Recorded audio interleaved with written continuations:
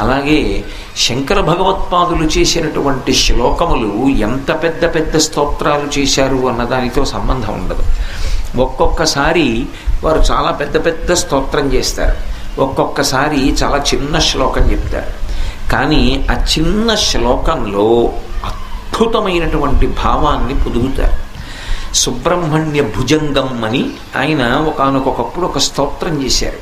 ఇప్పటికీ కూడా పెద్దలు ఒక మాట చెప్తారు, సుబ్రహ్మణ్య భుజంగ స్తోత్రాన్ని కానీ చదువుకుంటే రోగములు కూడా ఉపశమిస్తాయని. సుబ్రహ్మణ్య భుజంగ స్తోత్రాన్ని ప్రతిరోజు నియమంగా చదువుకునేటటువంటి అలవాటు ఉన్నవాడికి చిట్ట చివర జ్యోతిస్వరూపంతో సుబ్రహ్మణ్యుడు దర్శనమిచ్చి స్కందలోకానికి తీసుకెళ్తాడు అంటారు.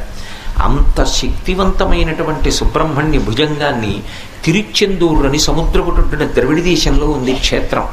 ఆ తిరుచెందూరులో కూర్చుని శంకరాచార్యులు వారు రచన చేశారు. ఆయన ఆ స్తోత్రాన్ని రచన చేసేటప్పుడు మొట్టమొదట విఘ్నేశ్వరుణ్ణి ప్రార్థన చేశారు. ఆ ప్రార్థన చేస్తూ బహు చిన్న శ్లోకాన్ని ఒకదాన్ని ఇచ్చారు. అందులో సదాబాల రూపాపి విఘ్నాద్రిహంత్రి మహాదంతి వక్త్రాపి పంచాస్యమాన్య విధీంద్రాదిమృగ్యా గణేశాభిధామే విధత్తాం శ్రియం కాపి కళ్యాణమూర్తి. ఈ శ్లోకం నిజానికి అందరూ నోటికి వచ్చేటట్టుగా కంఠగతం చేసుకోవడం చాలా చాలా అవసరం. ఎందుకంటే విఘ్నేశ్వరుణ్ణి ఈ శ్లోకంతో ఒక్కసారి పిలిస్తే కాపి కళ్యాణమూర్తి విధత్తాం శ్రియం అన్నారు. నాకు ఏది కావాలో అది అనుగ్రహించుగాక.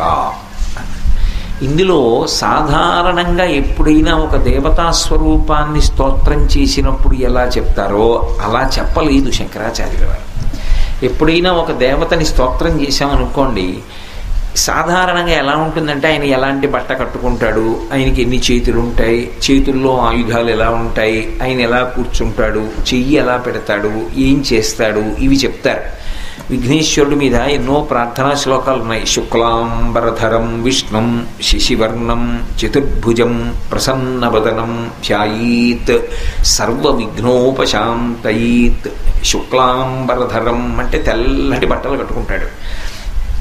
విష్ణుం అంటే అంతటా వ్యాపించి ఉంటాడు. శశివర్ణం చంద్రుడు ఎలా ఉంటాడో అటువంటి రంగులో ఉంటాడు. చతుర్భుజం 4 చేతులతో ఉంటాడు. ప్రసన్నవదనం ప్రసన్నమైనటువంటి ముఖంతో ఉంటాడు. ధ్యాయేత్ అటువంటి విఘ్నేశ్వరుణ్ణి ధ్యానం చేస్తే సర్వ విఘ్నోపశాంతయేత్ సర్వ విఘ్నములు తొలగిపోతాయి అన్నారు. సాధారణంగా దేవతలని ఉద్దేశించి చేసేటటువంటి శ్లోకములు ధ్యాన శ్లోకములు కానీ ప్రార్థనా శ్లోకాలు కానీ అలాగే ఉంటాయి. కానీ శంకర భగవత్పాదులు సుబ్రహ్మణ్య భుజంగంలో చేసినటువంటి శ్లోకం చాలా చాలా విచిత్రమైనటువంటి శ్లోకం. విఘ్నేశ్వరుడి మీద ఆయన ప్రారంభం చేస్తూనే సదా అంటూ మొదలుపెట్టారు శ్లోకాన్ని.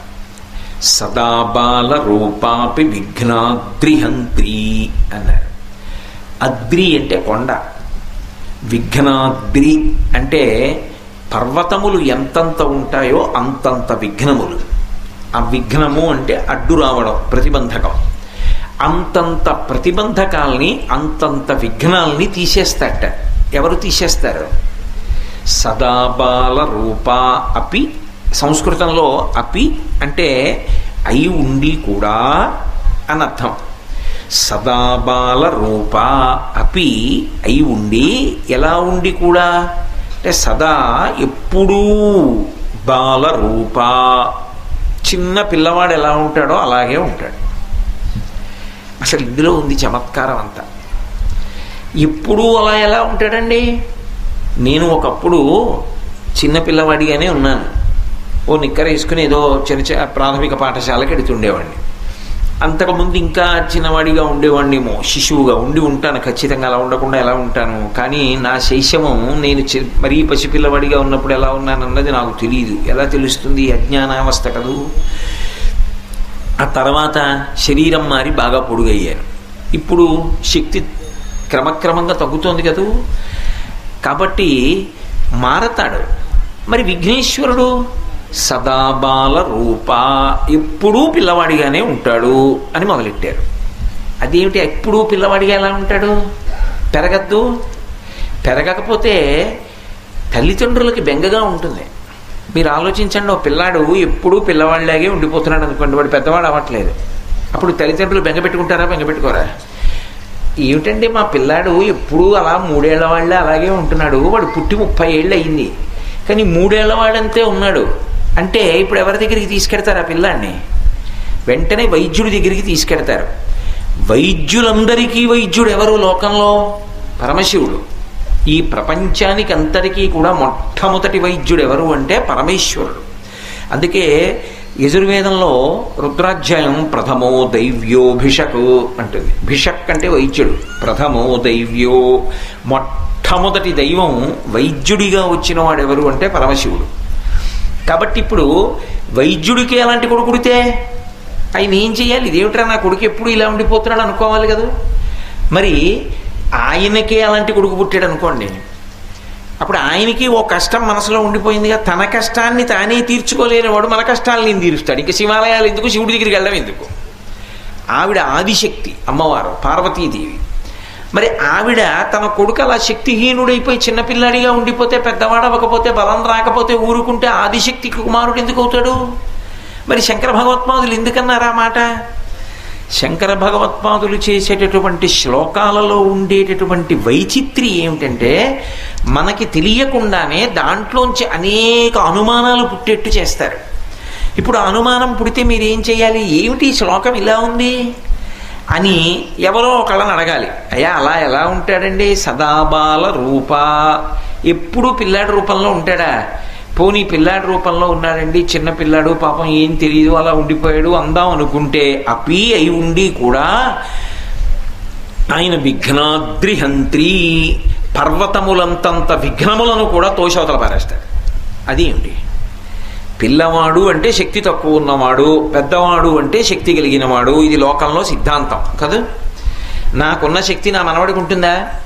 కోటేశ్వరరావు గారి మనవడు 3వ సంవత్సరంలో నడుస్తున్నవాడు కోటేశ్వరరావు గారిని తోపు తోస్తే ఈ గదిలో యువతల నుంచి అవతల పడ్డాడు అని మీతో ఎవరైనా చెప్పారనుకోండి, బుద్ధి ఉందా లేదా? కోటేశ్వరరావు గారిని తోసేంత బలవంతుడు ఎలా అవుతాడు మనవాడు? 3 ఏళ్లవాడు తోసేసాడు ఆయన్ని. 6 అడుగుల మనిషి ఈ గదిలో ఈ మూల నుంచి ఆ మూలగా పడ్డాడా? ఎలా పడతాడా? అంత బలం ఎక్కడ ఉందని అడుగుతారు. అలాంటిది సదాబాల రూప, ఎప్పుడూ పిల్లవాడి రూపంలో ఉండేవాడు పర్వతాలంతంత విఘ్నాలు తీసేస్తాడా? ఎలా కుదురుతుంది? ఎలా కుదురుతుంది అని అడిగితే అప్పుడు మీరు ఎవరినన్నా అడగాలా వద్దా? తెలిసిన వాళ్ళని అడిగితే అప్పుడు దానిలో ఉన్న విశేషం ఏమిటో చెప్పాలా చెప్పద్దా? చెబితే తప్ప అసలు విఘ్నేశ్వరుడి వైభవం ఏమిటో అర్థం కాదు. అది శంకరాచార్యుల వారి ప్రతిభ.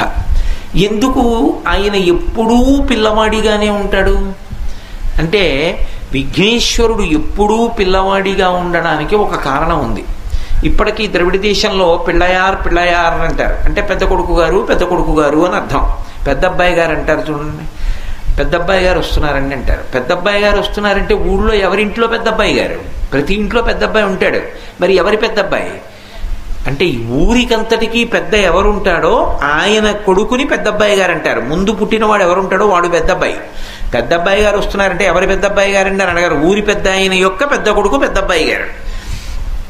పిళ్ళయార్ అంటే పెద్ద అబ్బాయి గారు వస్తున్నారు, పెద్ద పిల్లాడు వస్తున్నాడు. ఎవరు పెద్ద పిల్లాడు ఈ లోకానికి అంతటికీ? విఘ్నేశ్వరుడు ఒక్కడే. మరి ఎదగడు అన్న మాటకు అర్థం ఏమిటంటే, మీరు జాగ్రత్తగా పట్టుకోవాలి. ఎదుగుట అంటే కాలమునకు లుంగుట అని అర్థం. కాలంలో కోటేశ్వరరావు గారికి 50 ఏళ్ళు వచ్చాయి అన్నారనుకోండి, అంటే కాలమునకు నేను లొంగి 50 సంవత్సరముల వయస్సు పొందాను. 54 వచ్చాయి, 55 వచ్చాయి. కోటేశ్వరరావు గారికి 60 వచ్చాయి, షష్ఠి పూర్తి చేసుకుంటున్నారు. కోటేశ్వరరావు గారికి 70 దాటిపోయి సహస్ర చంద్ర దర్శనోత్సవం చేసుకుంటున్నారు. అంటే కాలమునందు నా వయస్సు గణనకు వస్తోంది. కాలంలో ఇంత వయస్సు ఈ శరీరం పొందుతోంది, పెరుగుతోంది. ఆఖరికి పెరిగి పెరిగి పెరిగి పెరిగి ఏమవుతుంది? ఏదో 15 ఏళ్ళో 20 ఏళ్ళో ఎంతో కొంతకాలం పోయిన తర్వాత కోటేశ్వరరావు గారు వెళ్ళిపోయాడంట. కాలంలో వెళ్ళిపోతాడు. కానీ కాలమునకు లొంగనివాడు, కాలమును తాను లొంగ తీసుకున్నవాడు కాలమునందు పెరగడం కానీ, వృద్ధుడవడం కానీ, యవ్వనం పొందడం కానీ, వికారములు పొందడం కానీ, జుట్టు తెల్లబడ్డం కానీ, శరీరం ముడతలు పడిపోవడం కానీ, కంటికి కళ్ళజోడు రావడం కానీ, బలం తగ్గడం కానీ, బలం పెరగడం కానీ ఇటువంటివేం ఉండవు. ఎప్పుడూ అలాగే ఉంటాడంటే కాలాతీతుడు, కాలమునకు ఆయన లొంగడు. అందుకని సదాబాల రూప. ఆయన తండ్రి పరమేశ్వరుడు కాలకాలుడు, కాలమునకు కాలుడైన ఆయన కాలాతీతుడు. కాలము ఆయనకి వశపడి ఉంటుంది తప్ప ఆయన కాలమునకు వశపడిపోడు. కాలంలో ఎప్పుడో అప్పుడు పరమశివుడికి కూడా ఇబ్బంది వచ్చిందండి అనరు. సమస్త బ్రహ్మాండములు ఆయనలోకి వెళ్ళిపోతాయి, ఆయన అలాగే ఉంటాడు. మళ్ళీ ఎప్పుడో బ్రహ్మాండములన్నింటినీ మళ్ళీ సృష్టిస్తాడు, బయటికి తీస్తాడు తప్ప ఆయనకి ఏ భంగపాటు ఉండదు. ఆయన అలాగే ఉంటాడు, శాశ్వతుడు. శాశ్వతుడు ఆయన. అమ్మవారు శాశ్వతి, శాశ్వతైశ్వర్య అని లలితా సహస్రంలో చదువుతున్నాం కదా. ఆవిడ శాశ్వతమైనటువంటి స్వరూపం. ఆవిడ ఒకనాడు ఉండి ఒకనాడు వెళ్ళిపోయేది కాదు. ఆవిడ మహాతల్లి. ఎందుకే పూర్వజ.